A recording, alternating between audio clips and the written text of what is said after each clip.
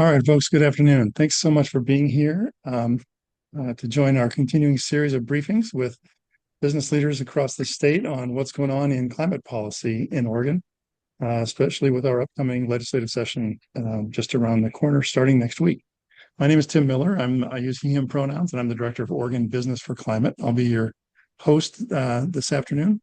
Who is Oregon Business for Climate? For those of you who are new to us, we're a league of businesses across the state in a wide range of industries. We believe that Oregon can and must do more to address climate change, and that every business can play a part. And we also believe that there's a strong business case for doing so. There are opportunities, in addition to the absolute imperative of addressing climate change, there are economic and business opportunities in taking on this work. So thank you for being here. Hope many of you see both sides of that coin, the imperative and the opportunity.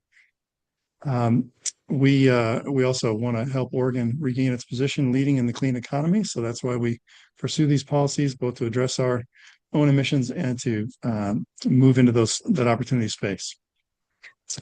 I just want to thank some of our partner business groups who've also done some outreach to their members, Zero Coalition and Be Local PDX and OSEA, as well as our policy partners, Climate Solutions and OEC, who are here with us today.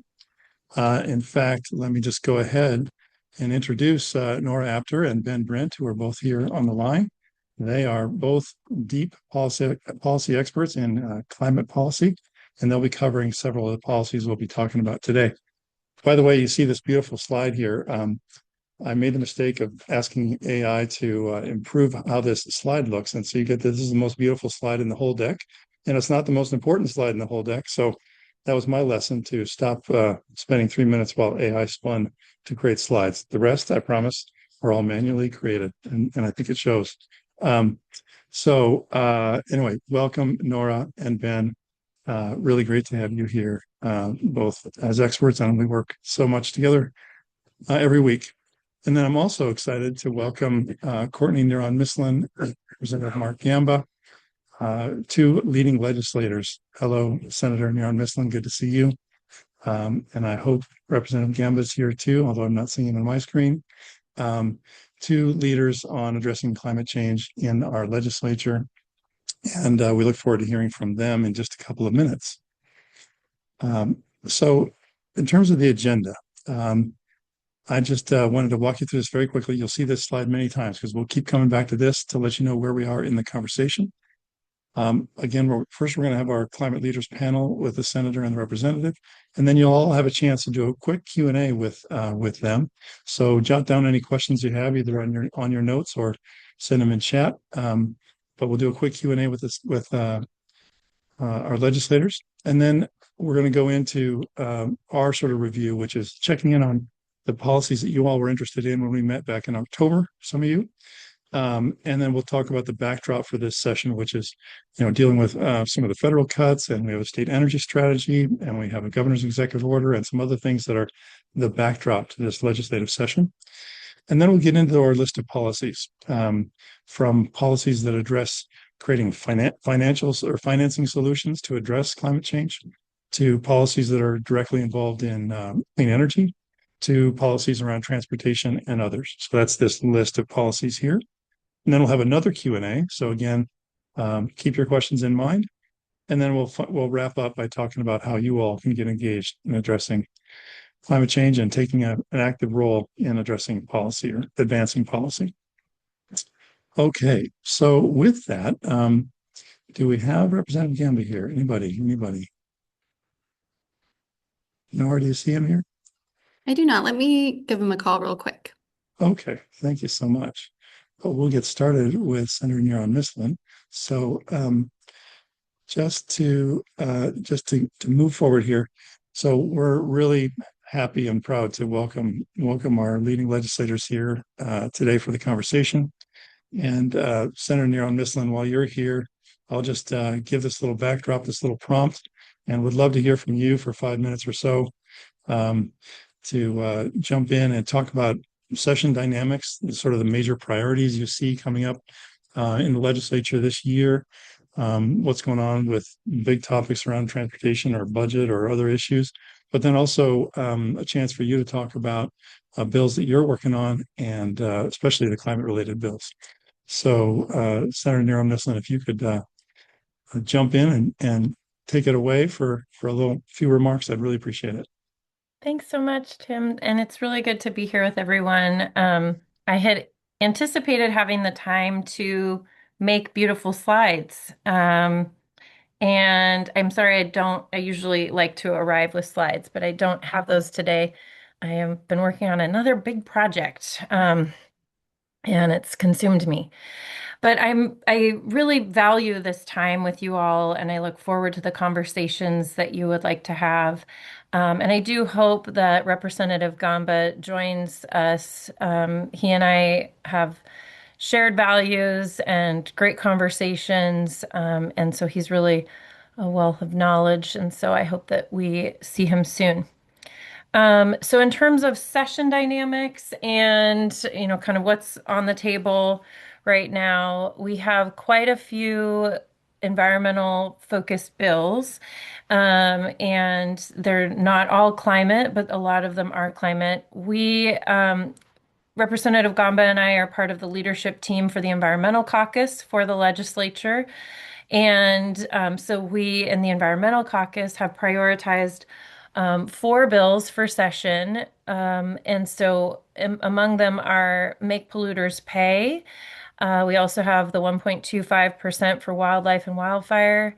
And we have a public lands promise bill, as well as a virtual power plants and community-based power bill that I've introduced.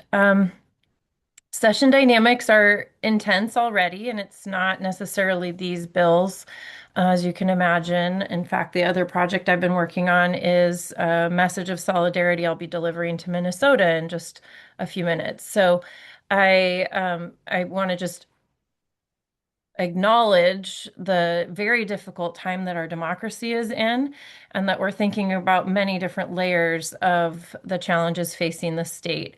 Climate being a very important one that we all too often have taken our eye off of in the legislative work. And I want to make sure that I and my colleagues keep our focus on this existential crisis as we also navigate a crisis of our democracy. And ideally, we're able to complete a session.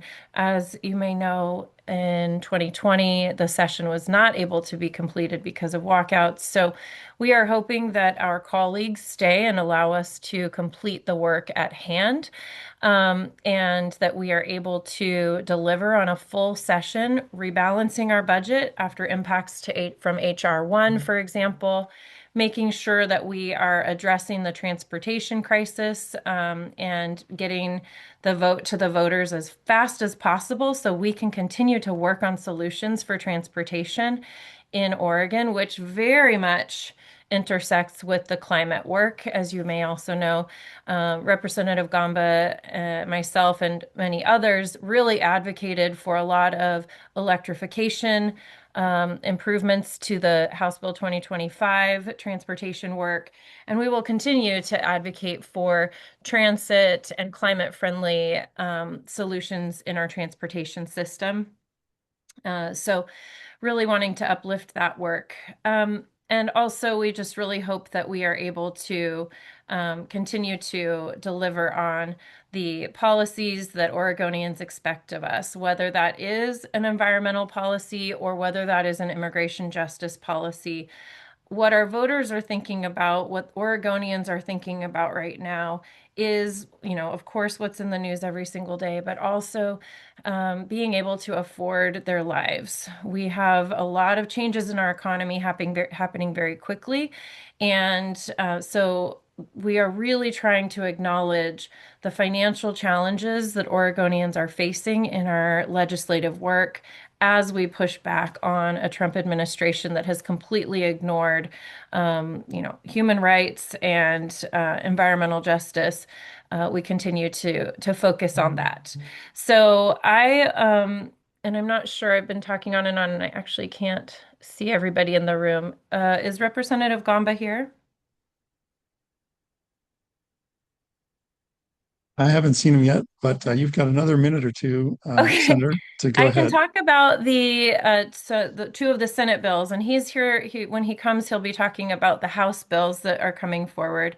So, two of the top priority bills coming from the Senate, as I mentioned, the Make Polluters Pay, which, and I do have bill numbers now. All the bills are live as of yesterday afternoon.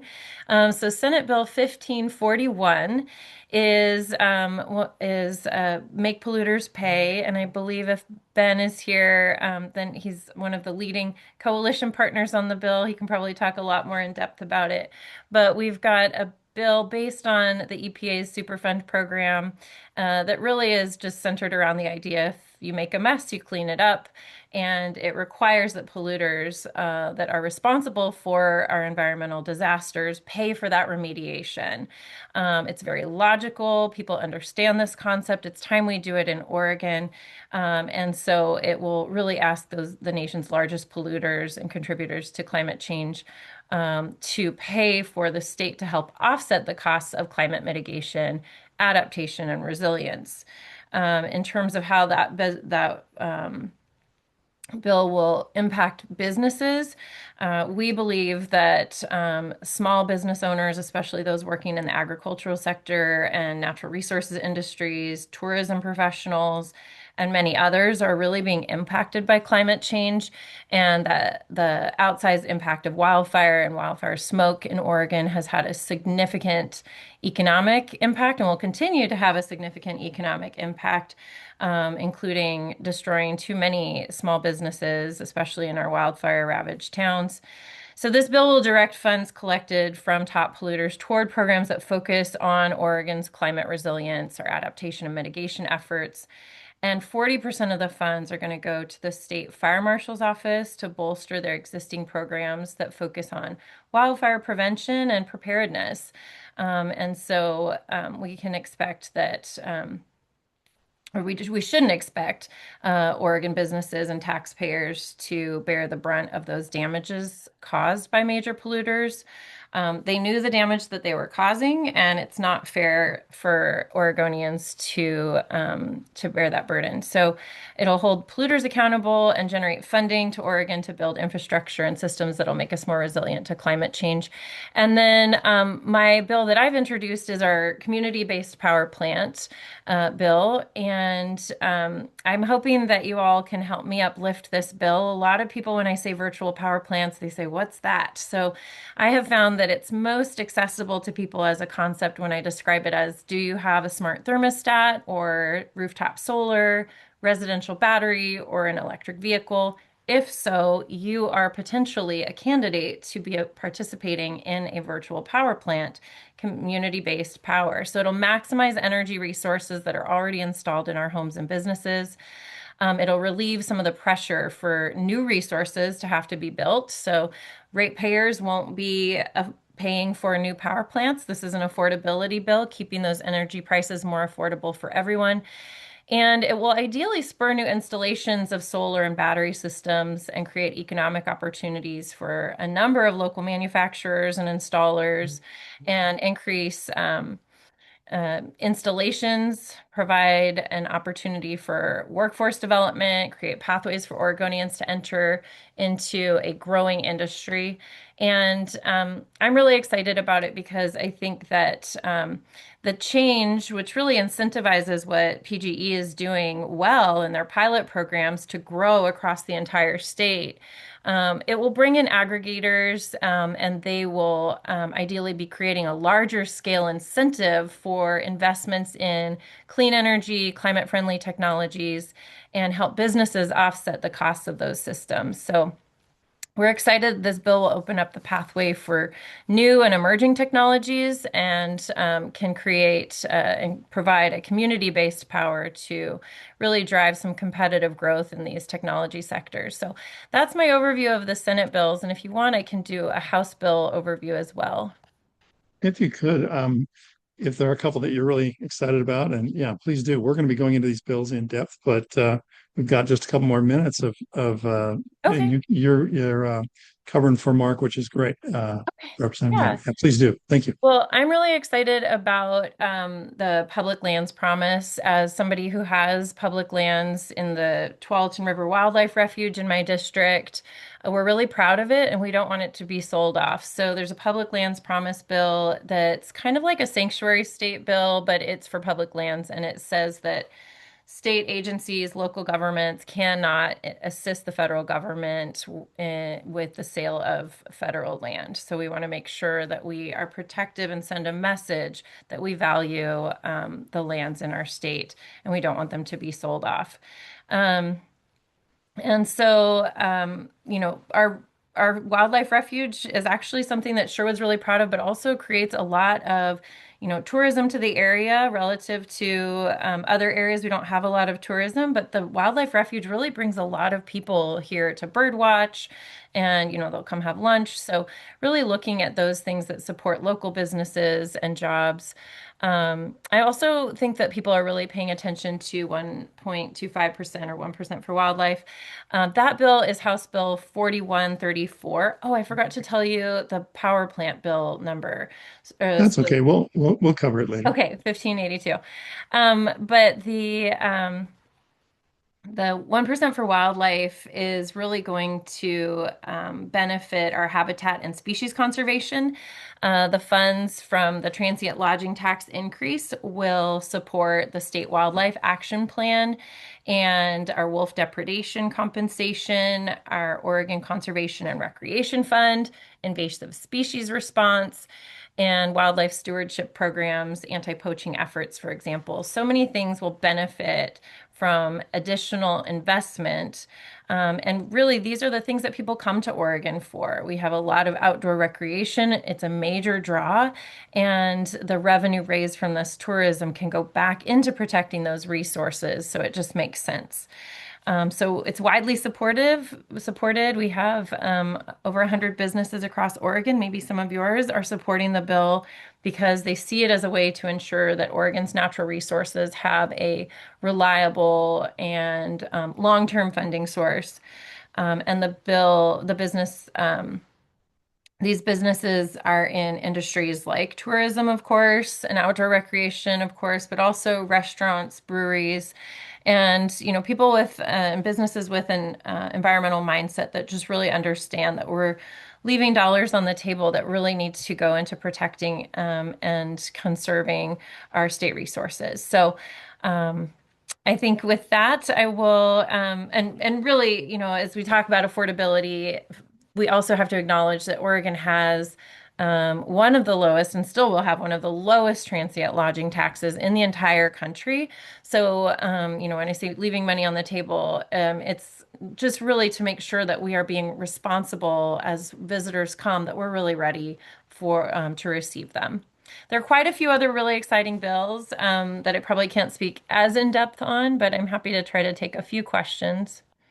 That'd be great, Senator, if you could. I really appreciate that. And thank you for covering both the Senate side and the House side and your broad perspectives on what's going on in the session. So yes, I'd love to have folks raise your hand if you want to ask the Senator a question on any of the bills she mentioned or anything else in sort of the context of the session. We've got a few minutes here for Q&A. Anybody have any? Or Nora or Ben, if you have any questions you would like the Senator to expand on, feel free to mention or jump in as well. I think there's one here from Doug Allen. Is there any chance that a temporary increase on the cap of TriMet's payroll tax? I don't know if that's going to be in your bailiwick. Could be put into the omnibus transportation bill? Oh, This would not raise taxes, but allow TriMet to do so to avoid service cuts. Any thoughts on that? I think we need all of the creative solutions on the table as we try to address service cuts in transit. I know my district is losing multiple bus lines, and we already, being on the edge of the Portland metro area, are not well served by transit. We pay in the same amount as downtown Portland, but we don't have reliable bus service throughout most of my communities. So we really do have to look at ways that TriMet can continue to deliver on what Oregonians and people in TriMet's district need. I know that the You can stiff, just you can just you can just say you coined the term I'm sorry, I and you didn't hear read that very Go, well. into no, it. go ahead. I'm sorry, I didn't hear the question. I guess I'll just say that I know a lot of entities are really interested in setting up local bus systems, or at least making sure that the STIF funds are distributed in a way that feels right, so that they're able to deliver the kind of last mile connections from a bus stop to a home. Yeah, I'm happy thank to you. take more questions. Thank you for that. Yeah, I think we can do Yeah. one more. A question for later on when I dive into bills, but let's take Catherine's question. Similar bill for SB 1582 was introduced last year but didn't move forward. How do you know how I Okay. think it was a I do. VPP last time versus community-based energy? Could you talk about any modifications you've made to help that bill this time around? Yeah, we have been working with the PUC, who has been given quite a lot to do. I really care that the timelines we put into this bill are reasonable, and we want to make sure that we don't ask them to do anything that is outside of, what they're humanly capable of doing. And so we're looking at extending timelines to make sure that they are able to do the work at hand. We do know that PGE has some resistance to third-party aggregator dynamics and sees some of the language as a barrier to the projects that they are doing. And yet we also know that experts in this field have looked at this bill and feel like it's ready to move forward, that it really will incentivize and protect ratepayer costs. So we're continuing to have conversations to make sure that we have a structure in the bill that can be implemented on a timeline that's reasonable, and that we really address any concerns about third-party aggregators. I see them as a net positive for the outcomes. But there are other approaches other states have taken, like Washington did a $10 million fund for residential batteries. I believe that's to make sure that the batteries are kind of uh, coordinated, and there's just an incentive program. And so I think that looking at what other states are doing is interesting, but really Oregon could be a leader in this area if we're able to roll the PGE pilot programs out more statewide on a wider scope and make them accessible to more ratepayers. That's great. Then, Senator, thank you so much. Really appreciate you being here and spending so much time with us. I know this is a crazy time for you as you roll into session. So thank you so much for addressing our questions and giving us the backdrop to the session. Yeah. Feel free to stay with us if you want. And otherwise, just say thank you very much, and we'll move on with the rest of the agenda. Yeah, I really appreciate you all. Thank you so much for having me. I hope Rep. Gamba is able to stop by and say hello as well. I do need to hop, but I just can't thank you enough for the opportunity to connect, and I look forward to seeing some of you during the session. So thank you so much for the time. Thanks again. Take care. All right, everybody. That was great. Let's move on back to our agenda. So we've done our Q&A with our legislators, and let's go to a little bit of backdrop for some of you who participated with us in October. When we met, we had a great session in October. About 30 of you business leaders were there, and we got into what we might see coming into the session. And you all prioritized things like utility scale clean energy and virtual power plants, which we just spoke about. And land use reform was one that came up.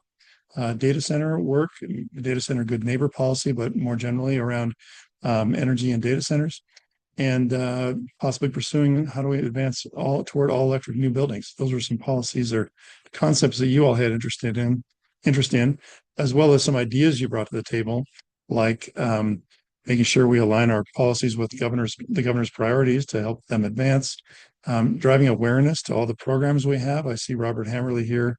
They're one of the great companies that implements programs and does improvements in people's homes. But that's the kind of thing that we need more folks to be aware of, also in businesses. Increasing a focus on food systems and agriculture and natural solutions. Those were areas that you all as business leaders wanted us to push more on. Looking at how can we be a clean energy manufacturing hub, eliminating waste, and then more generally, how can we all align around maybe just one policy, which we try to do every year with a big sign-on letter, but that's a great strategy that someone raised. So with that backdrop of what you all mentioned in October, we're going to go into now the sort of dynamics that are heading into session here.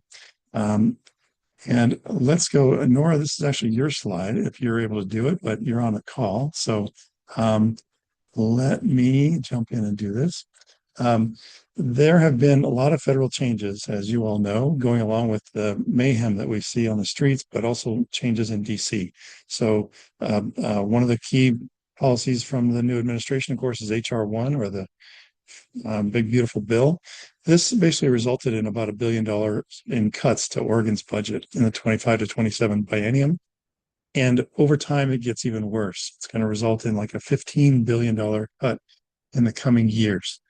That requires agencies to identify cost savings measures. So our state budget is really, really tight is the upshot of that.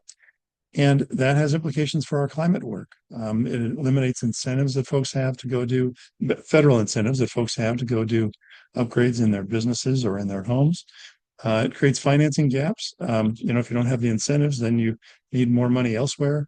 Also, some loan programs and other things are compromised. So, and then finally, it trickles down to our agency budgets. So, how do we make sure our Department of Energy that advances many of these programs, or our Department of Environmental Quality that moves a lot of climate policies like the Climate Protection Program and the Clean Fuels programs and others, and our Public Utility Commission, how do we make sure all these agencies are well-staffed and well funded to carry out these policies that we all help to advance, right? So huge impacts from federal changes. I see that this fellow named Mark Gamba has just joined. I think we might give him a chance to say hello. Representative Gamba, are you there? Can you hear us? I am. Okay, fantastic. We've your colleague, Senator Neron Mislin, covered and filled the time we have for the legislators, but I wanted to give you a chance to say hi. That's all right. I know you've got big, crazy things happening. Big, good things happening, hopefully. And if you just want to touch on one thing for a minute, that'd be great. Folks here should know you because you're one of the leaders on addressing climate change in Oregon. So great for folks to see you and maybe just hear one thought from you. This is going to be an insane budget year, and the big work that we need to do, we're not going to be able to do this year. We're going to have to come back in 27. That's why I've delayed the transmission authority. But I do think there are a couple of bills like polluters pay and Mislin's VPP bill that are going to matter a lot. The VPP bill was mine in the last session, and we couldn't get out of Ways and Means. We're taking another one at it, but yeah, good. Yes, she mentioned that, and we're going to go a little bit more in depth than that in our slides. So that's great that you mentioned that. Okay. Sorry again.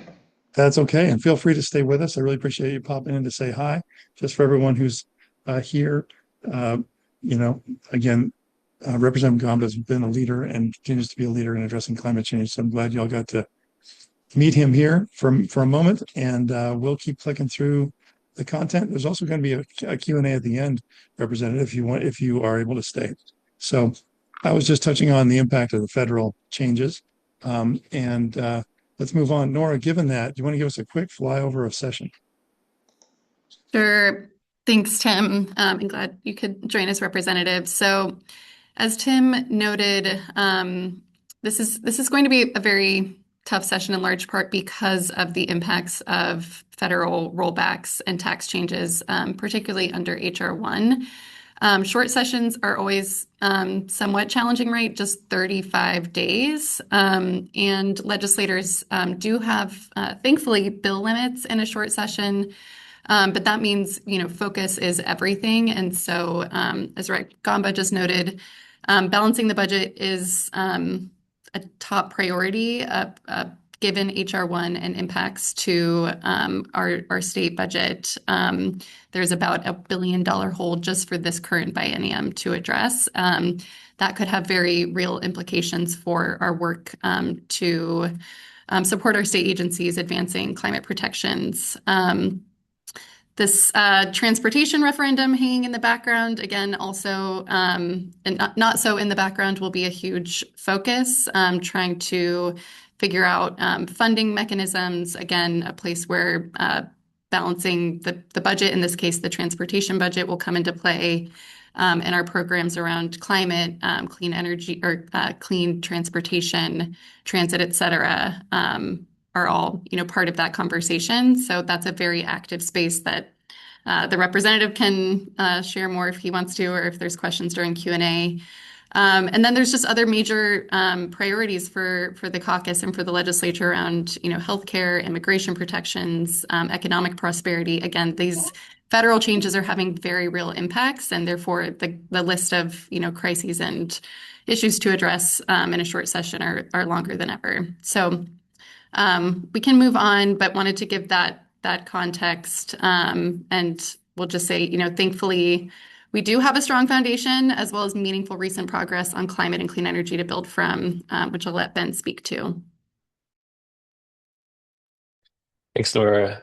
So as folks may be aware, last November, the Oregon Department of Energy published the Oregon Energy Strategy, really as a blueprint for achieving the state's energy objectives. And this considered both the benefits and challenges of different pathways. It presents policy recommendations and reflects input from Oregonians, experts in this space, to sort of inform the strategy over many, many months and many work groups. And so notably, you can see the 5 least cost pathways that this strategy recommends for Oregon. And it's really doubling down on all of the great work that's being done on energy efficiency, electrification, low carbon fuel standards, and of course, increasing investment and finding new approaches to scale clean energy and resilience. And so after this report came out, we were super thrilled to see the governor back many of the policy recommendations and put this out in the form of an executive order that gives key directives to prioritize implementing the strategy, getting more clean energy projects built, especially while things like tax credits are available, and again, ensuring that we're building a resilient and clean energy economy. And so many of our groups are in active participation, both with the governor as well as the implementing agencies, to put forward the plan for how to get this work done. Great. Thanks, Ben. So with that backdrop, again, federal support is eroding, household costs are rising, and we have an extremely difficult political and budget environment heading into this session. We also have really important recent progress, as Ben just noted, that we need to continue building on. So 2026 is really a defend and deliver year for climate and clean energy in Oregon. In addition to implementing our cornerstone climate and clean energy laws, supporting agencies and maintaining their budgets to do so. We have this new direction from the energy strategy, the governor's executive order, that provides important groundwork to build on around affordability, reliability, and deployment. So the climate and clean energy agenda this session is intentionally focused. It's really designed to help advance near-term clean energy progress at a moment when federal dollars are disappearing and we, as a state, are grappling with the impacts of HR1 on our budget. And it's about prioritizing practical tools that, again, deliver that near-term clean energy deployment, help lower household energy costs, and address financing gaps left by those federal rollbacks. All of these things can help protect jobs in our clean energy economy that are already being impacted by HR1 and other federal changes, and help strengthen community resilience. So with that, we'll turn back to some of the specific bills on deck this session. Fantastic. Thanks, Nora and Ben. So yeah, here we are, folks, into the legislative preview with all that backdrop. Hopefully you have a sense of what we're focusing on here. But we're going to touch on, first of all, some creative financing tools or financial tools. I'll cover the first one, which is the Forge Act. This is one that we as Oregon Business for Climate are working on directly. This is an effort to create a fund, a revolving loan fund, that would give folks more access to financing to do projects, whether it's in their home or in their business. These are both clean energy projects, as well as resilience projects, as well as habitat restoration work. So we don't have what in many states it's called a green bank. We don't really have one here. We have lots of great functions and great programs, but we don't have necessarily the loan programs to help back those up. And this doesn't compete with private lenders.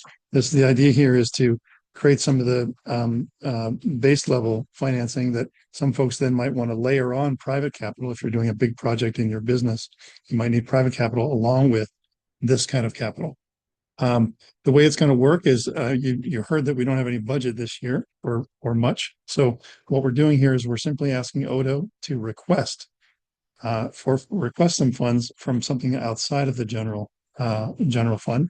There's a program from a settlement with Monsanto, some money there, and we're asking Odo to apply for those funds. Odo has assured us that they can do that within their current resources. It fits within their energy strategy, so they can do that work. Then if we land any funds from that application or other applications, that'll kick in to do the startup costs on this effort and fund continuing Odo work on the effort. So really excited about this, and it's one we're working on directly. Please let us know if you have any questions. Next one is for Ben. Great. And So I'll just say that Nora and Ben, we are a little behind, just so you know. okay, I'll speed it up. So this bill, Upgrade and Save SB 1588, basically looks to take programs that are already serving customers throughout the country and bring them to Oregon specifically as an innovative financing tool for where PGE, Pacific Power, our investor-owned utilities serve. And it's really targeting lower to middle income folks who are looking to add energy efficiency or electrification devices, think heat pumps, batteries, solar panels. And under this program, which would be a pilot under this legislation, utilities would pay the upfront cost of these home upgrades and recover these costs through a fixed charge on the customer's bill that would be the same or less than sort of their current bill. And what's great is it's tied to the meter. So if someone, say a renter, moves out from a building who brought on this technology, the next person moves in, kind of takes it on, and it's part of their bill. And so we see this as, again, expanding access in a time when we're seeing many rebates, incentives go away for these important needs. And additionally, this will help us be able to manage energy demand on the system, on the grid, and create new capacity, which I know Tim will talk about as it relates to the virtual power plant bill. And so we're working closely with Senator Golden, who's leading on this effort. Great, thanks, Ben. You got the next one too. So this was the bill that Senator Neeron Mislin alluded to in her remarks, which is the Climate Resilience Superfund.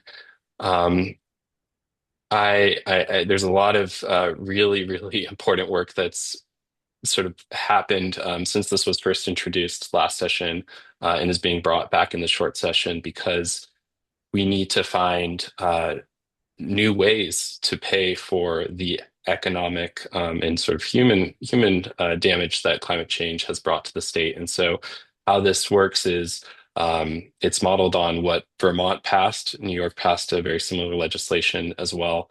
And it says multinational polluters, think the ExxonMobil, Shells of the world, they need to, pay their fair share of the damages they've put forward under a set time period. So the look back here is 1995 to 2024. And it directs the Department of Environmental Quality, or DEQ, to conduct a climate damage assessment by our campaigns. So the broader Make Polluter Pay campaigns estimates this would raise close to $15 billion over 25 years through a fee on these large companies. And so think just sort of the largest companies, not small Oregon-based companies. That is not the focus of this. And as the senator alluded to, 30% of these funds would be allocated to wildfire prevention and mitigation. The remaining 70% would go to climate resilience and adaptation. And finally, at least 40% of those funds must go towards environmental justice communities in particular. And so, yeah, there's a growing coalition of folks working on this, and happy to speak more in depth, but for the sake of time, we can move forward. Fantastic. Okay, so now we're on to some of the those all relate to clean energy, but now we're on to the direct clean energy policies, and some of them will leverage some of the financing we just heard about in these other bills. So let's go to now. I'll talk about the community-based power, or virtual power plants, or distributed power plants, but we're focusing on calling it community-based power. It's about helping, giving a pathway for folks to contribute to clean energy solutions in their homes and their businesses, and asking utilities to sort of roll up those various contributions, whether it's demand response where you're turning your thermostat down, or whether it's solar, or whether it's insulation, or whether it's connecting your EV to the grid, all those things that help generate clean power or reduce our needs for power. That's what this is about.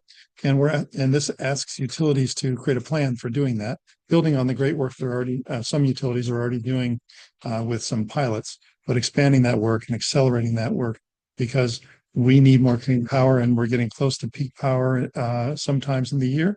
So this is an important way to shave the peak and help more clean energy get onto the grid. So the idea here is that it asks our electric companies to create these programs and to move them forward, and to allow for aggregators to help do that as well. As the senator mentioned, there's some refinement and discussions going on around this, but it's a very important tool to do more than we don't, well, to have other ways to address our power needs out in a distributed way. Let me move on to Ben. Can you touch on balcony solar?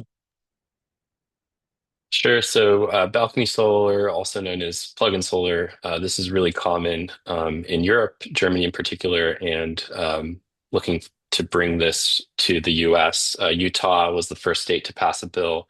I know 20 plus states are looking into introducing similar bills that basically creates a regulatory framework and opens up a market for these smaller scale portable solar technologies, which should be able to plug into 120-volt outlets without any sort of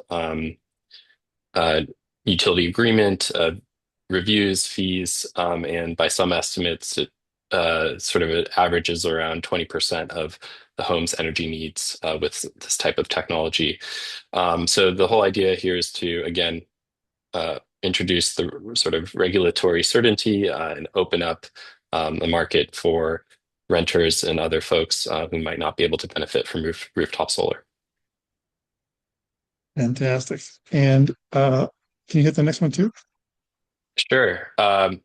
Very succinctly, this is the Solar Consumer Protection Bill looks to set standards for the solar industry in Oregon, ensuring that solar contractors, sales agents are providing residents with the transparent disclosures they deserve as it relates to pricing, system performance, financing.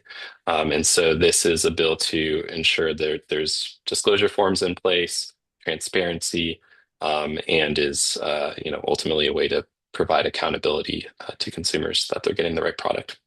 Yeah, thanks, Ben. That's a great example of the industry leaning in and wanting to manage itself a little bit, because some of you are getting folks knocking on your door offering free solar, and we want to be sure you're getting what you expect. Okay. Nora, can you talk about expedited permitting for these big projects? Sure.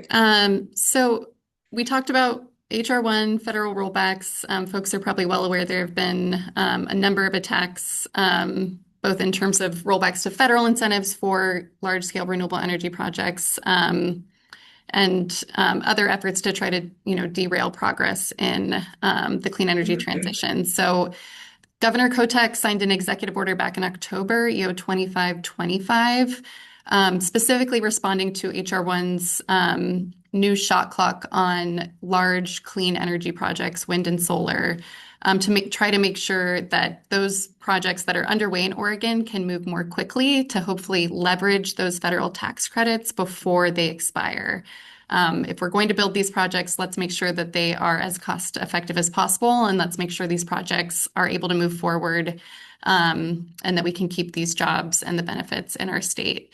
So this legislation, Rep. Lively is introducing as part of the House Climate, Energy, and Environment Committee, I think really goes hand in hand with that executive order, and specifically looks at our Energy Facility Siting Council process and exempts a facility or project from needing a site certificate through that state council if they meet certain requirements and are eligible for leveraging these tax credits. So just a part of this kind of all hands on deck, let's make sure these companies can, stay in Oregon. These projects can ideally move forward and leverage the tax credits before cost double.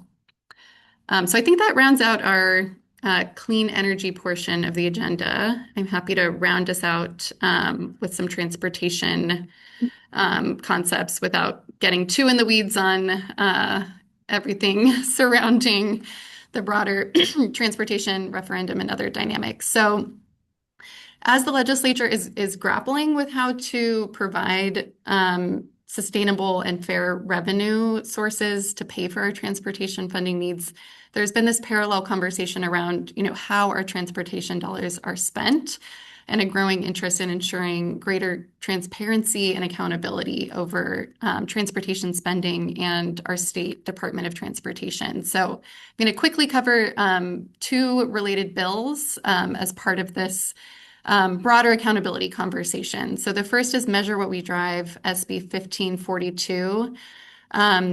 This is largely what it sounds like, taking a look at how transportation dollars are actually being spent and making sure that we are not overspending on new projects when we haven't first prioritized fixing and providing maintenance for our existing roads and transportation infrastructure.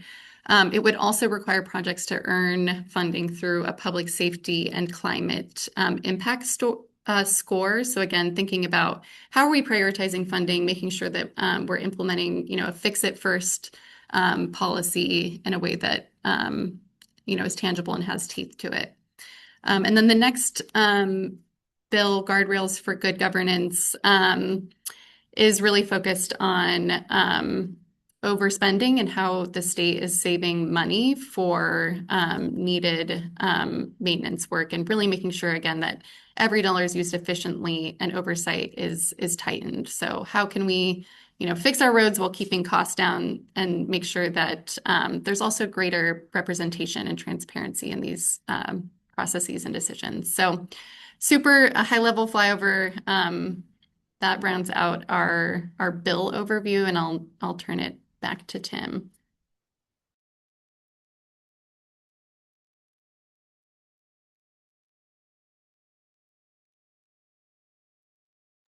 We can't hear you, Tim. Sorry about that. Thanks so much for hitting those quickly, Nora and Ben. For those of you who are wanting to hear it again, it'll be recorded, so you can listen to us over and over again. So it's time for a quick Q&A. There are a couple of questions in the chat that I'm hoping we can hit on. First, just quickly, Nora and Ben, do y'all know whether the community energy VPP, that's only for IOUs, right? Not COUs. Correct. Good. Tim Lynch, that answers your question. A couple of other questions in the chat. Wow, Eric's got a long one there. Hang on. Ann George asked a question about 4031.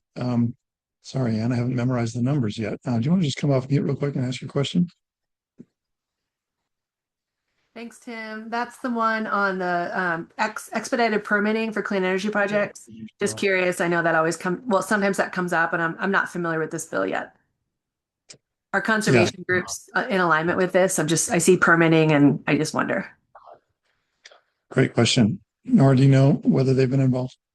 It's a great question. I think, again, this We did not hear concerns, at least I did not, from conservation partners when the governor's executive order was published and as it's moved forward. I think this really goes hand in hand with that. This isn't an exemption, forever. It is really focused on those small handful of projects that could stand to benefit and leverage the tax credits before they expire in the coming years.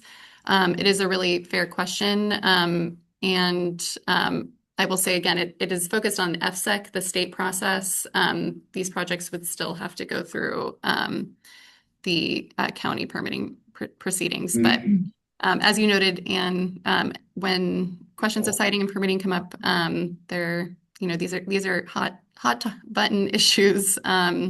So we'll see how this plays out. And I'm curious, if Rep. Gamba, you've heard anything. I know this bill has not yet had a hearing since session hasn't started, but since it's a committee bill, welcome you to chime in with any other thoughts. Yeah, we haven't heard any specific pushback on that, and I think it's largely because of what you described. It's a very limited number of projects that are even in the window that could utilize this. Great. Yeah, my understanding is it's less than 10, more like half a dozen projects that we're talking about here, but great question, Anne. Thank you. Let's see. There's a question here about whether the community power can be executed through or under the guidelines of the upgrade and save.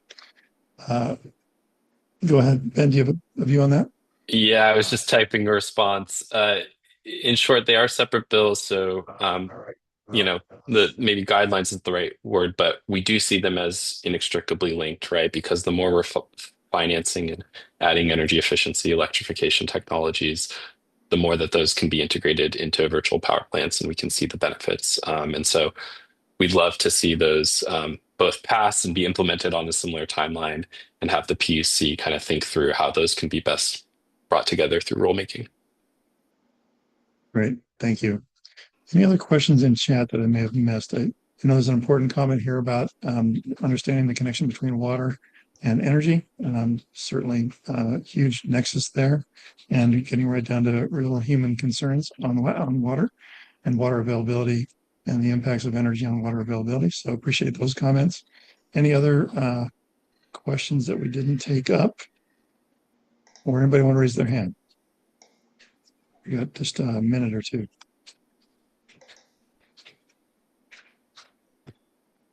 Fantastic. Okay, that's all right, because we have some questions. Oh, go ahead, Nora. I saw a question from Lynn about SB 1543. I'm happy to respond to if we have time, Tim. Please, yeah. Okay. So again, I think this was it 1543. I think this is in reference to the measure what we drive, or potentially you are talking about guardrails for good governance. And questions of how this would impact funding for major projects like Rose Quarter expansion. I will say these bills are forward-looking, but yes, the idea is, as the state considers funding for major new projects, that there is more transparency and a stronger lens in terms of potential impacts for climate, safety, our overall transportation system goals that would be, applied and considered. And also, again, this emphasis on making sure that we are prioritizing a existing transportation infrastructure, maintenance before taking on new significant major projects. So I hope that helps. Great, thanks, Nora. Okay, I think that wraps up our time for Q&A perfectly. So now we're down to what can y'all do? And Hannah asked a great question, which is, okay, a lot of great policies, a lot to do here, but what can businesses do? I'm bringing up an example here just from 2023, just because it was one of the slides that was handy. But, we had big wins in 2023. We were able to pass a $90 million climate investment package.